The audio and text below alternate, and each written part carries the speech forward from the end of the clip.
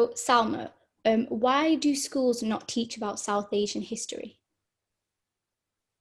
Okay, so the national curriculum for history um, allows students to study British, local and world history. So there is scope for you to have a very diverse curriculum, yet from my experience, all the schools that I've taught at, conversations that I've had with people have shown that history curriculums in most schools are still not diverse at all. It's still that typical Hitler and the Henry style curriculum.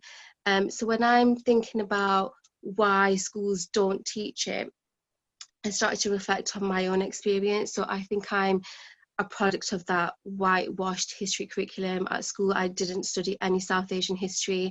At college, I didn't study it, and I didn't study it at university either. When I first started my teaching career, I didn't teach it either, and I didn't really advocate teaching it. I didn't really see, I didn't feel confident enough to voice my opinion about this is what we should be teaching. I think that changed about 2 years ago when I started to see the impact of not having been taught a South Asian curriculum, when I realised that I knew nothing about my own history, my own heritage. And it was at that point where I decided that I was going to change my own mindset as a teacher, and I was going to have diversity at the centre of my curriculum, and that included South Asian history. So when I look at why it's not on curriculums, I think it's the responsibility of teachers, because they are the ones who decide what is going to be on their curriculum, what they are going to include and what they are going to avoid. If we're looking at the national curriculum, there is scope for you to have so much diverse South Asian history in your curriculum. So really it's up to you as a teacher to decide what you are going to put onto your curriculum. So lots of research has shown that teachers, not all, I'm just generalising here, feel like they lack in subject knowledge, resources. If you look at textbooks, there's very little on South Asian history. So it's about coming out of your comfort zone in terms of lesson planning, resources, having the time to do that. If you're working in a multicultural school, obviously you would see a reason for teaching South Asian history, because you would have South Asian students within your classroom. So there's your reason for teaching it. But if you're teaching in a predominantly white school, you might question, well, why do I need to have diversity in my curriculum? Why do I need to be teaching South Asian history? And I think this is where teachers themselves need to be really changing their mindset.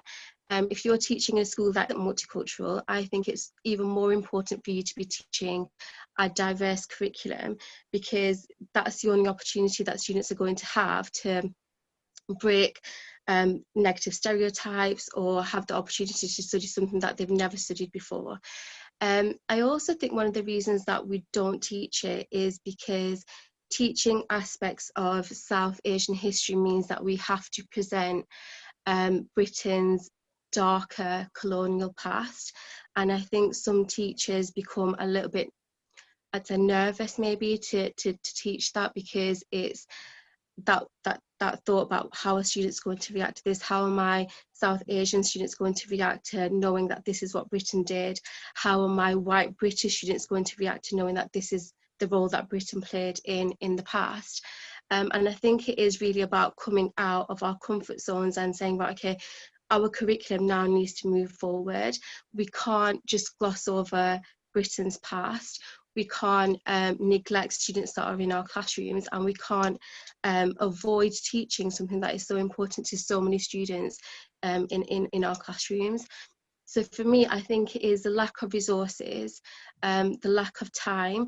So if you want teachers to be teaching South Asian history, schools as a whole need to be more supportive in giving teachers time to plan new lessons, new resources, and also allowing them to take part in CPD if they've not got subject knowledge. I know for me, I knew nothing about South Asian history, so I've had to do a lot of my own research in order to be able to teach it in school. If you look at more schools, they will sort of tick the box, well, we've got South Asian history in our curriculum because we've taught about the partition.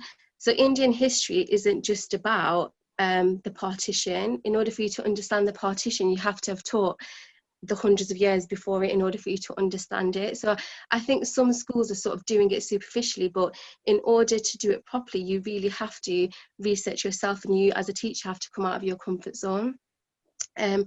Another reason why I think this one's really important, is when we're looking at the lack of South Asian history on the curriculum, I think we as a community really need to look at ourselves, because I think we are still very much divided as a community, and in order for us to push for it to be on the curriculum, we have to come together as a South Asian community. Yeah, we're Indian, Pakistani or Bangladeshi, but we have to push for a joint narrative.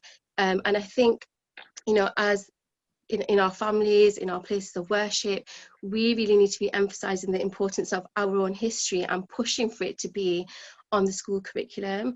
I've never had, you know, a parent question me about, why are you not teaching South Asian history? Why are you not teaching my child their history? And I think as a parent, you have the right to question your school why there is no South Asian history on your school curriculum. That for me is really important. So I think as a community, we need to be united, and we need to be more vocal about having South Asian history on the curriculum.